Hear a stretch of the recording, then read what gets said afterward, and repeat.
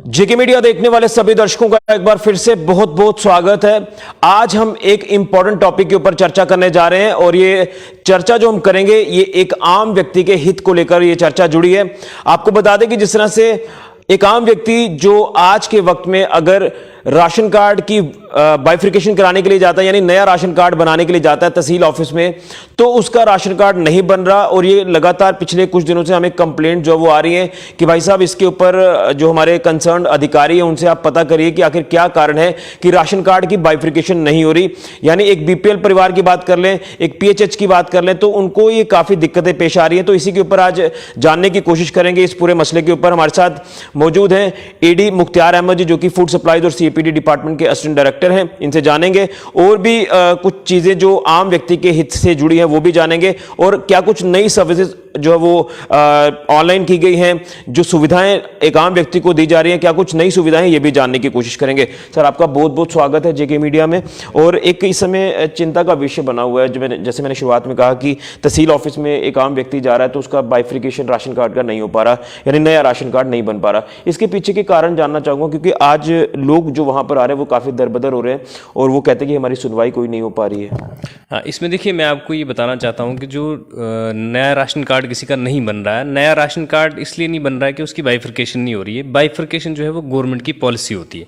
जैसे मैं आपको बताऊं, जितना सेंसस 2011 में हाउस होल्ड सांबा डिस्ट्रिक्ट को मिला था, उतने हाउस होल्ड के राशन कार्ड बने हुए हैं। मीन्स हमने 100% कवरेज की हुई है। हमारा सारा राशन कार्ड जो है राशन ड्रा कर रहा है।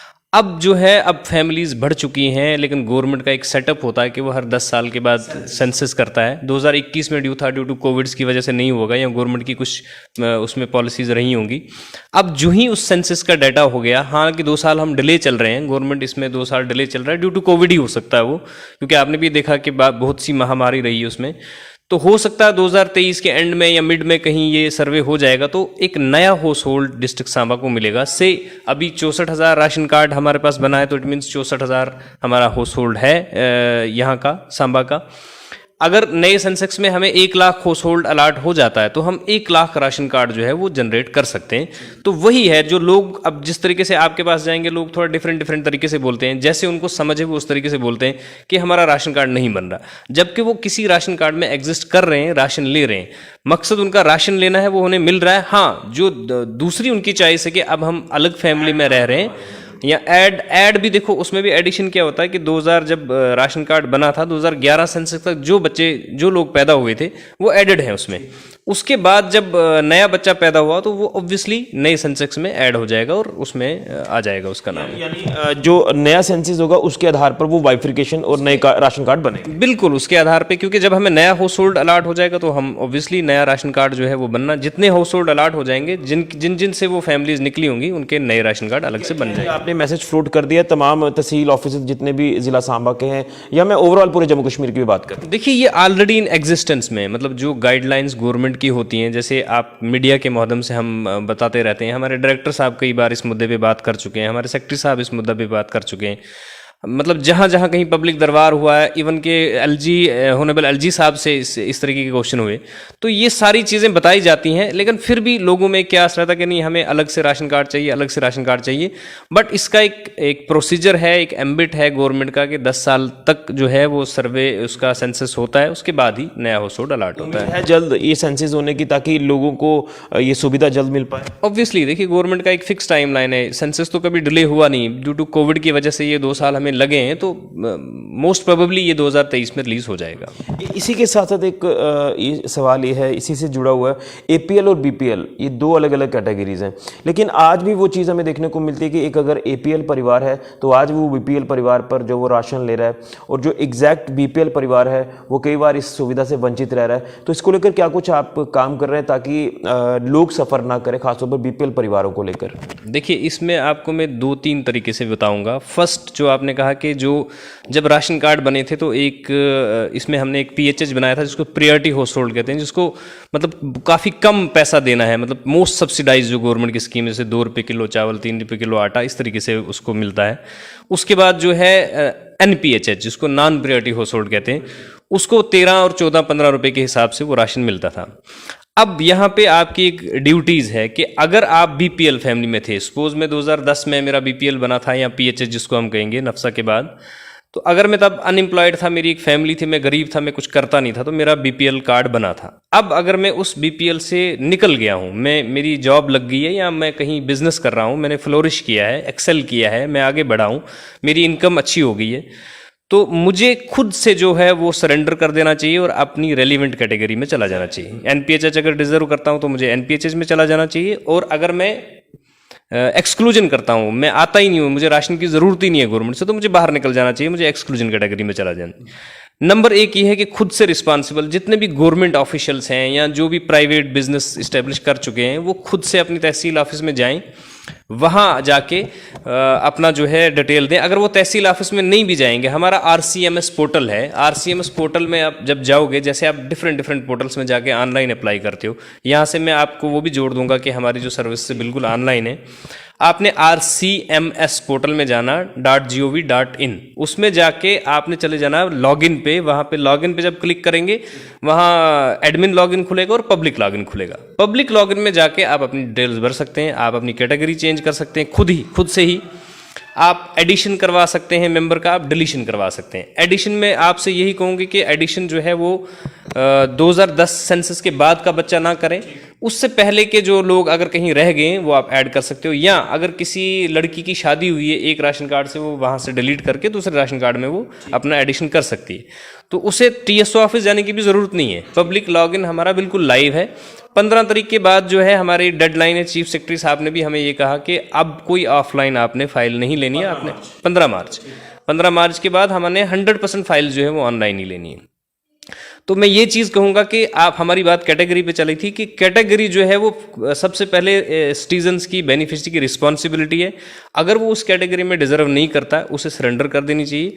जो उस कैटेगरी का डिजर्विंग होगा उसे उसका फ़ायदा मिलना चाहिए। तो दूसरा, ये एक खुला प्रोसीजर है। अगर किसी को लगता है कि मेरा कार्ड जो है मैं एनपीएचएच में मुझे रखा गया है, मतलब जिसे आप लोकल लैंग्वेज में एपीएल कहते हो, या मुझे बीपीएल में होना चाहिए, तो उसके लिए एक खुला प्रोसीजर है। वो अपने डॉक्यूमेंट्स लाए, अपनी एक कमेटी, इसकी डेजिग्नेटेड कमेटी है, डिप्टी कमिश्नर सांबा ने इसके ऑर्डर्स किए हुए हैं। तहसीलदार इसका चेयरमैन होता है, वो वहाँ अपनी एप्लीकेशन देगा। तहसीलदार जो है वो उस एप्लीकेशन को मार्क करेगा टीएसओ, बाकी फर्दर प्रोसेस जो है वो टीएसओ फॉलो करेगा। 4 मेंबर कमेटी है, ये वेरीफाई करेगी कि जो ये क्लेम कर रहा है कि मैं एनपीएचएच नहीं या एपीएल नहीं, मुझे बीपीएल में होना चाहिए, वो वेरीफाई करके उसको रेलिवेंट कैटेगरी मिल जाएगी। इस पे तो कोई बैन नहीं है। ये एक ऐसे ही बना हुआ कि नहीं मेरा बीपीएल नहीं बन रहा, मेरा एपीएल नहीं बन रहा। तो अगर लोग ये अपने एंड पर नहीं करेंगे तो इसको लेकर देखिए, अगर अपने एंड पे अब आप अगर किसी स्कीम का बेनिफिट लेना चाहते हैं तो आपको उसके लिए आगे आना चाहिए। हमारा काम है ये सर्विसेज प्रोवाइड करना। हमारे पास कोई आएगा ही नहीं। आप, कोई इंसान घर में बैठ के कोई बात करेगा, यार मेरा बन ही नहीं रहा, मुझे एपीएल बीपीएल में होना चाहिए, मेरा एपीएल में, तो वो उसकी फाइल प्रोसीजर का फॉलो अप नहीं करेगा, तो ऑब्वियस सी बात है वो डिबार रहेगा। कोई एक्शन आपकी तरफ से? लीगल एक्शन उसमें ये कही कि हमारा रिसेंट जो हमारा जो गवर्नमेंट आर्डर आया 2023 में, जो हमारी पॉलिसी आई है, अगर उस बंदे ने इसी तरीके से हिडन बेनिफिट वो लेता रहा है, वो जानता है मुझे बीपीएल में मैं डिजर्व नहीं करता हूँ, मुझे एपीएल में होना चाहिए, मुझे एक्सक्लूजन में होना चाहिए, जब कहीं उसकी किसी शिकायत की वजह से या किसी और रीज़न से हमें पता चल जाता है, तो उसकी जो है जितनी देर से वो उस कैटेगरी में डिजर्व नहीं करता था, तब से लेके जब तक उसने वो बेनिफिट लिया है, रिकवरी पड़ेगी, और रिकवरी का रेट डिसाइड जो है वो गवर्नमेंट करेगी। जी बताइए। रिकवरी का रेट जो है वो गवर्नमेंट डिसाइड करेगी कि उसको किस अमाउंट में, अगर किसी एक राशन कार्ड में एक जो बीपीएल है 5 मेंबर है, 25 किलो उनका जो है इंटाइटलमेंट बनती है, 25 किलो से वो 75 रुपये में वो फ़ायदा ले रहा था, उसको जो है वो गवर्नमेंट डिसाइड करेगी। वो कोई भी अमाउंट हो सकता है, और उसके लिए लीगल प्रोविजंस ये भी हैं कि उसको पनिशमेंट भी हो सकती है। एक मेरा सवाल रहेगा, हालांकि अब इसमें कितनी सच्चाई है, कितने क्या फैक्ट्स हैं, वो तो मुझे नहीं पता, लेकिन सुनने में ये आ रहा है कि जब वो टीएसओ ऑफिस जाते हैं, यानी तहसील ऑफिस में जाते हैं अपना ये जो राशन कार्ड बनाने के लिए, तो वहाँ पर जो है वो धांधली के आरोप भी लगाए जाते हैं कि देखिए पैसे दोगे तो आपका काम होगा। कितनी सच्चाई में इसमें जानना चाहता हूँ। नहीं, देखिए उसके लिए आप मतलब रिसेंट देख रहे हैं हमारी विजिलेंस, क्राइम, एसीबी, हालांकि इतनी एजेंसीज हैं और डिफरेंट तरीक़ों से नंबर भी फ्लोट किए जाते हैं कि अगर आपसे कोई ब्राइब डिमांड करता है या आप ब्राइब देते भी हैं तो आपने इन नंबर्स पे जो है आप हमें मैसेज कीजिए, वो ट्रैप कर लिया जाएगा। मुझे नहीं लगता कि इस तरीके से खुलेआम कोई इस तरीके से बातें करेगा। हाँ, जो इंडिविजुअल इंटरेस्ट में ऐसा कर रहा होगा, हमारे तक लाइए वो चीज़ विद प्रूफ और आप देखिए उसके खिलाफ एक्शन क्या होता है। बाकी अगर अपना बेनिफिट लेने के लिए कोई इंसान इस तरीके की बातें करेगा तो वो तो उसकी चॉइस है, वो जैसे बोलेगा बोल सकता है। बट अगर कोई हमारे डिपार्टमेंट में इस तरीके की कोई इल्ज़ाम, कोई शिकायत है एसीबी के और क्राइम के, वो तो ऑलरेडी हर मोबाइल नंबर पे मैसेज रडार पे हैं। दूसरा, और हमारे पास विद प्रूफ आइए अगर आपको लग रहा है, तो अगर कार्रवाई नहीं हुई तो हम यहीं हैं, आप भी यहीं। एक आखिरी सवाल रहेगा कि क्या कुछ ऑनलाइन सर्विसेज हैं, क्या कुछ सुविधाएं हैं एक आम व्यक्ति के लिए, एक बीपीएल परिवार के लिए जो आप देने जा रहे हैं, और जिनको नहीं पता तो उसके लिए क्या कोई आप हेल्पलाइन नंबर जारी कर रहे हैं इस सुविधा को गेन करने के लिए? ऑनलाइन सर्विस के लिए जैसे मैंने बोल दिया, आपने एक आरसीएमएस पोर्टल पे जाना है। आरसीएमएस करके पोर्टल है हमारा, उसमें जाके आपने पब्लिक लॉगिन और पब्लिक लॉगिन आएगा, उसमें आपने पब्लिक लॉगिन पे जाके अपना राशन कार्ड नंबर डालना या आधार डालना, वो सारा कुछ खुल जाएगा, आपको पूरा गाइड करेगा वो पोर्टल। उसमें जाके आपने पूरे प्रोसेस से अपना, अगर आपने किसी की डिलीशन करानी है, एडिशन करानी है, या आप खुद से अपना राशन कार्ड, जैसे कोई मेंबर कहता है कि मुझे अब इस राशन कार्ड में नहीं रहना, वो वॉलंटियर है कि मुझे यहाँ से डिलीट करना है, तो वो डिलीट कर सकता है अपना राशन कार्ड। तो ये सुविधाएं हमारी ऑनलाइन है। अब आपको टीएसओ ऑफिस जाने की ज़रूरत नहीं पड़ेगी। अब आप अपने घर में बैठे अपने मोबाइल से ये जो सारी सर्विसेज ले सकते हैं, सब सर्विसेज ऑनलाइन। हेल्पलाइन नंबर अगर आपने इसमें हेल्पलाइन, देखिए मैंने आपसे कहा, आप जब किसी भी सीएससी में जाओगे या किसी कंप्यूटर नोइंग के पास जाओगे, पहले तो पढ़े लिखे खुद लोग होते हैं, जब मैंने एक पोर्टल का नाम लिया तो उन्हें पता चल जाएगा कि इस पोर्टल में जाके हमें कहाँ कहाँ जाना है। जैसे आप ड्राइविंग लाइसेंस के लिए अप्लाई करते हैं ऑनलाइन, किसी और सर्विसेज के लिए करते हैं, इसी तरीके से आपके लिए पर्टिकुलर डिपार्टमेंट की वेबसाइट पे जाके आरसीएमएस, आप गूगल में आरसीएमएस डाल दिए, वहाँ पूरा का पूरा खुल जाएगा। एक फिर मैं कहूँगा कि धांधली करने वालों को बख्शा नहीं जाए।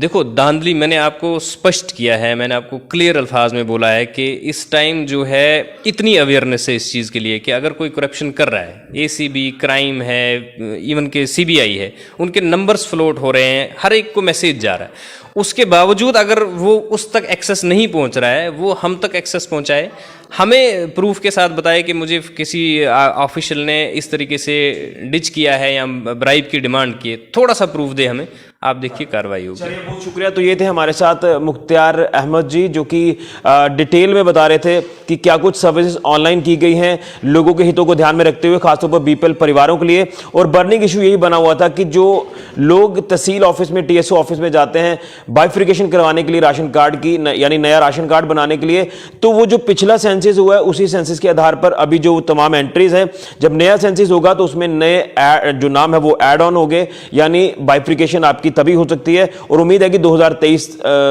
इसी साल के अंत तक जो है वो ये सेंसस हो जाएगा। और जिन लोगों को दिक्कतें आ रही हैं, बड़े दूर दराज इलाकों से लोग तहसील ऑफिस तक आते हैं, वो मायूस होकर चक्कर काट कर चले जाते हैं, क्योंकि अवेयरनेस की भी आप कमी कह सकते हैं, उनको नहीं पता होगा। लेकिन उम्मीद यही है कि नया सेंसस जब होगा तो नए राशन कार्ड यानी बाइफिकेशन होगी। और धांधली अगर कोई करता है तहसील ऑफिस में, टीएसओ ऑफिस में, अगर कोई आपसे पैसे मांगता है, तो आप लोग कंसर्न अथॉरिटी से संपर्क करें। और वैसे भी एसीबी और विजिलेंस इस समय लगातार जो वो करप्शन करने वालों को रडार पर ले रही है। आप एक कंप्लेंट वहां पर दर्ज कराएंगे तो आप देखेंगे कि कार्रवाई एक बड़े स्तर पर होगी। लेकिन कहीं ना कहीं इस तरह की शिकायतें हमें लगातार मिल रही थी, इसी को लेकर हमने इनसे जानने की कोशिश की है। तो यही कहना है कि सेंसस होगा तो नए राशन कार्ड जो है वो बनना शुरू होंगे। इसी को लेकर हम आज ये जानने के लिए यहां तक पहुंचे थे, ताकि ये मैसेज जो है वो पब्लिक डोमेन में अपने चैनल के माध्यम से डाल दें। फिलहाल के लिए ऋषि खजूरिया, जेके मीडिया के लिए।